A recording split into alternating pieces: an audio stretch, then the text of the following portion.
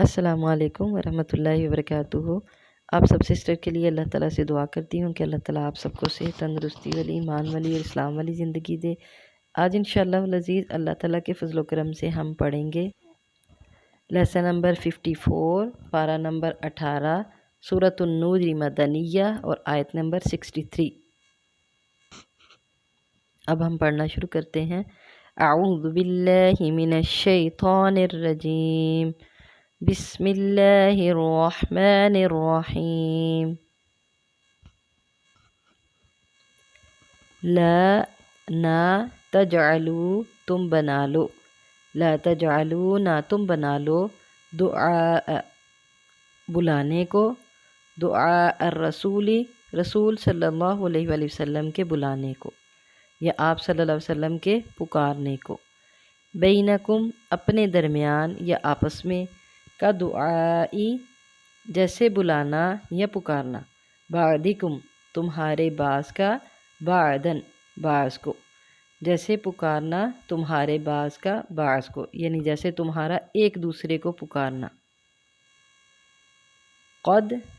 تحقیق یا بے شک، یعلم اللہ جانتا ہے اللہ تعالی، الذین ان لوگوں کو جو یتسللون کھسک جاتے ہیں، منکم تم میں سے، لواذن آڑ دیتے ہوئے یا آنکھ بچا کر۔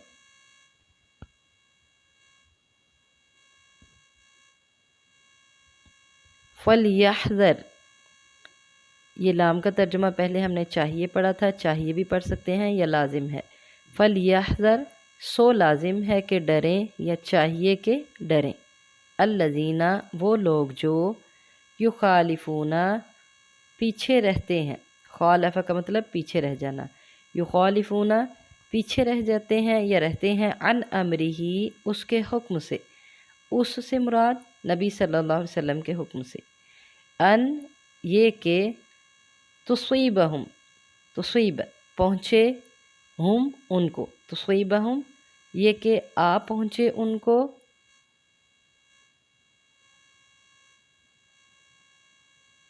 فتنۃ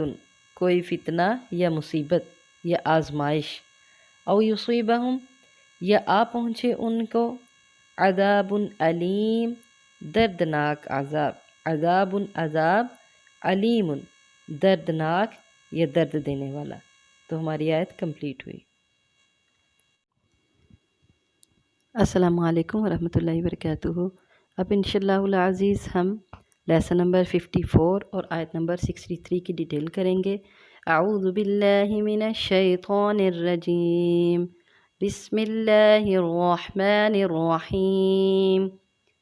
لا تجعلوا دعاء الرسول بینکم کدعاء بعضکم بعضا۔ اس آیت میں اللہ تعالیٰ ارشاد فرماتے ہیں کہ تم رسول صلی اللہ علیہ وسلم کے بلانے کو اس طرح نہ بنا لو جس طرح تم آپس میں ایک دوسرے کو بلاتے ہو۔ اب یہاں دعاء الرسول، رسول صلی اللہ علیہ وسلم کے بلانے کو، اس کے 3 معنی بیان ہوئے ہیں۔ میں یہاں 2 کی وضاحت کروں گی انشاءاللہ، جو زیادہ قابل قبول ہیں اور زیادہ مناسب بھی ہیں۔ تو ایک پہلا دعاء الرسولی، رسول صلی اللہ علیہ وسلم کا بلانا، رسول اللہ صلی اللہ علیہ وسلم کے بلانے کو، اس کے 2 معنی ہم بیان کریں گے، جیسے میں نے آپ کو کہا جو زیادہ مناسب ہیں۔ تو مفسرین جو ہیں انہوں نے اس کے 3 معنی بیان کیے ہیں، 3 مطلب۔ 2 جو ہم بیان کریں گے ان میں سے پہلا کیا ہے، آپ صلی اللہ علیہ وسلم کے بلانے کو اس طرح نہ سمجھو، معمولی نہ سمجھو، جیسے تم آپس میں ایک دوسرے کے بلانے کو معمولی سمجھتے ہو، یعنی یہ کون بلا رہا ہے تمہیں، نبی صلی اللہ علیہ وآلہ وسلم جو اللہ کے رسول ہیں، رسول اللہ صلی اللہ علیہ وآلہ وسلم تمہیں بلا رہے ہیں۔ تو رسول صلی اللہ علیہ وسلم کے بلانے کو اتنا ہلکا مت سمجھو کہ دل چاہے تو ان کو جواب دے دیا، دل چاہے تو ان کو جواب نہیں دیا۔ جیسے پیچھے آیت میں ہم نے پڑھا ہے نا کہ نبی صلی اللہ علیہ وسلم اگر کسی کو اجازت دینا چاہیں تو دے دیں، نہ اجازت دینا چاہیں تو نہ دیں۔ تو یہاں اللہ تعالیٰ یہ بیان کر رہے ہیں کہ اگر وہ بلا لیں، تمہیں روک لیں اور تمہیں آواز دیں اور تمہیں کہیں کہ آؤ، رسول اللہ صلی اللہ علیہ وسلم کے بلانے کو، آپ صلی اللہ علیہ وسلم کی پکار کو اس طرح نہ سمجھو کہ جیسے کسی عام بندے نے تمہیں بلایا ہے اور کہا کہ رک جاؤ، یا کسی عام بندے نے تمہیں پکارا ہے یا کسی عام بندے نے تمہیں بلایا ہے، بلکہ یہ کس کی پکار، یہ کس کا بلانا تھا؟ نبی صلی اللہ علیہ وسلم کا، رسول اللہ صلی اللہ علیہ وسلم کا، جو اللہ کے رسول ہیں، جو اللہ کے پیغمبر ہیں، اور اللہ تعالیٰ ان کے منہ سے وہ بات نکلواتا ہے جو اللہ تعالیٰ خود کہنا پہنچانا چاہتے ہیں اپنے بندوں تک۔ وما ينطق عن الهوى ان هو الا وحی یوحی، کہ نبی صلی اللہ علیہ وسلم اپنی مرضی سے نہیں بولتے بلکہ ان هو الا وحی یوحی،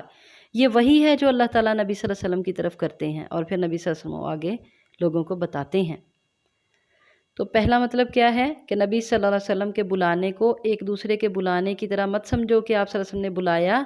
تو ہم جیسے ایک دوسرے کی بات دل چاہا مانی، دل چاہا نہ مانی، کسی نے بلایا دل چاہا ہم آئے، دل چاہا نہ آئے، بڑی بہن نے بلایا، بڑے بھائی نے بلایا، دل چاہا تو چلے گئے، دل چاہا تو نہ گئے، ابو کی آواز پہ بھی دل چاہا لبیک کہا، دل چاہا نہ کہا، لیکن نبی صلی اللہ علیہ وسلم کی آواز پہ کیا کہنا ہے؟ لبیک، لبیک کہنا ہے کہ میں حاضر ہوں۔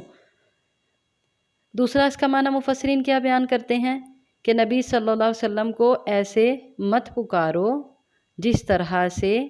تم آپس میں ایک دوسرے کو پکارتے ہو۔ جو ابھی ہم نے پہلا اس کا مطلب پڑھا ہے نا، وہ زیادہ بہتر ہے، مناسب ہے، اور دوسرا بھی ٹھیک ہے کیونکہ اس میں کہا جا رہا ہے، مفسرین یہ کہتے ہیں کہ نبی صلی اللہ علیہ وسلم کو ایسے مت پکارو جیسے تم ایک دوسرے کو نام لے کر پکارتے ہو، نہ اونچی آواز میں ان کو پکارو۔ یہ ہم نے پہلے پڑھا ہوا ہے، سورہ حجرات میں ہم یہ پہلے پڑھ چکے ہیں کہ جیسے آپس میں ایک دوسرے کو ان کے نام لے کر بلاتے ہو، بلند آواز سے بلاتے ہو، نبی صلی اللہ علیہ وسلم کو اس طرح نہ بلاؤ بلکہ ادب و احترام کو ملحوظ رکھ کے آپ صلی اللہ علیہ وسلم کو پکارو، یا نبی اللہ، یا رسول اللہ، ایسے القاب سے پکارو نبی کریم صلی اللہ علیہ وسلم میں جس میں تعظیم و تکریم کو ملحوظ رکھا جائے، اس انداز سے پکارو، اس لہجے سے پکارو، ان ناموں سے پکارو، اور آواز کو آہستہ رکھ کے، کیونکہ ہم نے سورہ حجرات میں پڑھا تھا لا ترفعوا اصواتکم فوق صوت النبی صلی اللہ علیہ وسلم، کہ اپنی آوازیں نبی صلی اللہ علیہ وسلم کی آواز سے بلند نہ کرو، اور اللہ کے نبی صلی اللہ علیہ وسلم کو بلند آواز سے مت پکارو۔ ولا تجهروا له بالقول كجهر بعضكم لبعض ان تحبط اعمالكم وانتم لا تشعرون، اور یہ کرنے سے ایسا نہ ہو کہ تمہارے اعمال ضائع ہو جائیں اور تمہیں پتہ بھی نہ چلے۔ تو پھر اللہ تعالیٰ آگے ارشاد فرماتے ہیں، یہ دو معنی ہم نے پڑھ لیے، آگے اللہ تعالیٰ ارشاد فرماتے ہیں قد يعلم الله الذين يتسللون منكم لواذا، اللہ تعالیٰ ان لوگوں کو جانتا ہے جو آڑ لے کر، جو آنکھ بچا کر کھسک جاتے ہیں، نکل جاتے ہیں۔ تو یہاں یہ تسللون کا مطلب ہے آہستہ آہستہ خفیہ طریقے سے نکلنا، کھسکنا، اور لواذا کا مطلب ہے آڑ لے کر نکلنا، یعنی کوئی ایک اجازت لے کے اگر نکلنے لگا تو منافقین کیا کرتے ہیں، وہ اس کی آڑ لے کر ساتھ نکل جاتے ہیں۔ عام ہمارے کبھی مجلس محفل لگی ہو نا، اسکولوں میں بھی اور کبھی مدرسوں میں بھی یوں ہوتا ہے، اور کسی بھی محفل میں کہ اگر ایک بندہ اجازت طلب کر رہا ہے نا، مجھے گھر جانا ہے، بہت ضروری کام ہے، یا اس کو وہ بیمار ہو گیا، تو کچھ ہم دیکھا کرتے تھے ہمارے ساتھ پڑھنے والے ایسے ہوتے تھے جو آرام سے ساتھ ان کے نکل جاتے۔ تو یہ جو ہے نا، یہ خفیہ طریقے سے نکلنا ہے، آہستہ آہستہ، ایسے پھسل پھسل کے آہستہ آہستہ کھسکتے ہوئے نکل جانا، لواذا آڑ لے کر نکل جاتے ہیں۔ فَلْيَحْذَرِ الَّذِينَ يُخَالِفُونَ عَنْ أَمْرِهِ أَن تُصِيبَهُمْ فِتْنَةٌ، اللہ تعالیٰ ارشاد فرماتے ہیں پس چاہیے کہ ڈریں وہ لوگ، يُخَالِفُونَ عَنْ أَمْرِهِ، جو آپ صلی اللہ علیہ وسلم کے حکم کو، جو ہے آپ صلی اللہ علیہ وسلم کے حکم کو پیچھا دیتے ہیں، یعنی آپ صلی اللہ علیہ وسلم کے حکم سے پیچھے رہ جاتے ہیں، آپ صلی اللہ علیہ وسلم کا حکم ماننے سے پیچھے رہ جاتے ہیں۔ خالف یخالف خلافا مخالفتاً، اس کا معنی پیچھے رہنا بھی آئے گا۔ تو آپ صلی اللہ علیہ وسلم کے حکم ماننے سے پیچھے رہ جاتے ہیں، ان کو ڈرنا چاہیے کس بات سے؟ ان تصیبہم فتنہ، یہ کہ ان کو فتنہ پہنچے۔ یخالفون عن امرہ، یہ ان کی وجہ سے ترجمہ یہ ہوگا نا کہ حکم ماننے سے پیچھے رہ جاتے ہیں، ٹھیک ہے، ان کی وجہ سے۔ ان تصیبہم، یہ کہ پہنچے ان کو، پہنچے ان کو فتنہ۔ اب یہاں فتنے کا کیا معنی ہوگا؟ فتنہ کا مطلب آزمائش بھی ہوتا ہے، فتنہ کا مطلب فتنہ بھی ہوتا ہے۔ یہاں ہم دیکھیں گے ایک آیت میں اللہ تعالیٰ ارشاد فرماتے ہیں وَقَاتِلُوهُمْ حَتَّى لَا تَكُونُ فِتْنَةٌ، اور لڑائی کرو تم ان سے یہاں تک کہ نہ رہے فتنہ۔ یہاں فتنے سے مراد کیا ہے؟ شرک ختم ہو جائے بالکل دنیا سے، صرف ایک توحید اللہ کا نام باقی رہ جائے۔ تو یہاں پتہ چلا فتنے سے مراد شرک ہے۔ تو اللہ تعالیٰ ارشاد فرماتے ہیں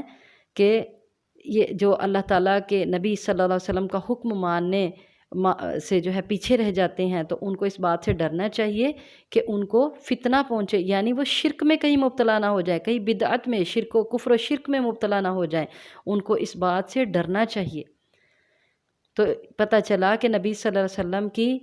تعظیم و تحریم نہ کرنا، نبی صلی اللہ علیہ وسلم کی تعظیم و تکریم نہ کرنا، آپ صلی اللہ علیہ وسلم کی عزت نہ کرنا، ادب و احترام نہ کرنا، آپ صلی اللہ علیہ وسلم کے حکم کو نہ ماننا، اور آپ صلی اللہ علیہ وسلم کی آواز پہ لبیک نہ کہنا، آپ صلی اللہ علیہ وسلم کے حکم سے پیچھے رہ جانا، یہ سب کیا ہے؟ شرک کے زمرے میں آ رہے ہیں۔ کیونکہ اللہ کے نبی صلی اللہ علیہ وسلم تو وہی کہہ رہے ہیں ہمیں کرنے کے لیے جو اللہ کا حکم ہے، اور جب اللہ کا حکم ہم نہیں مان رہے تو سمجھے نبی صلی اللہ علیہ وسلم تو اللہ تعالیٰ کا حکم ہم تک پہنچا رہے ہیں، تو جب نبی صلی اللہ علیہ وسلم کا حکم نہیں مانا تو سمجھے اللہ کا حکم نہیں مانا، تو جب اللہ کا حکم نہیں مانا تو یہ کیا ہے؟ اللہ کے ساتھ شرک کرنے کے مترادف ہے کہ اللہ جو واحد ہے، وحدہ لا شریک ہے، اس کی ذات کو ہم تسلیم نہیں کر رہے، اس کی بات کو ہم نہیں مان رہے، تو یہ شرک کے زمرے میں آئے گا۔ تو اللہ تعالیٰ ارشاد فرماتے ہیں جو پیچھے حکم ماننے سے رہ گئے وہ اس بات سے ڈریں کہ کہیں وہ شرک و بدعت اور وہ کفر کے فتنے میں مبتلا نہ ہو جائیں۔ او یصیبہم عذاب علیم، یا ان کو دردناک عذاب نہ پہنچے،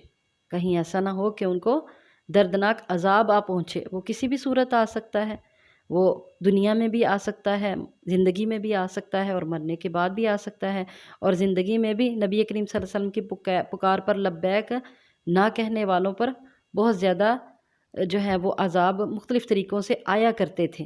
اور پھر مرنے کے بعد بھی سخت عذاب۔ اس طرح کے واقعات ہم نے سنے ہیں کہ قبر میں چلے جاتے اور پھر قبر سے باہر، قبر بھی ان کو جگہ نہیں دیتی تھی، زمین بھی ان کو اپنے اندر جگہ نہیں دیتی تھی۔ تو اللہ تعالیٰ سے دعا کریں کہ اللہ تعالیٰ ہم سب کو اس سے محفوظ رکھیں، اور ہمیں پکا سچا نبی کریم صلی اللہ علیہ وسلم کا امتی اور آپ صلی اللہ علیہ وسلم کا پکا سچا فرما بردار بننے کی توفیق دیں۔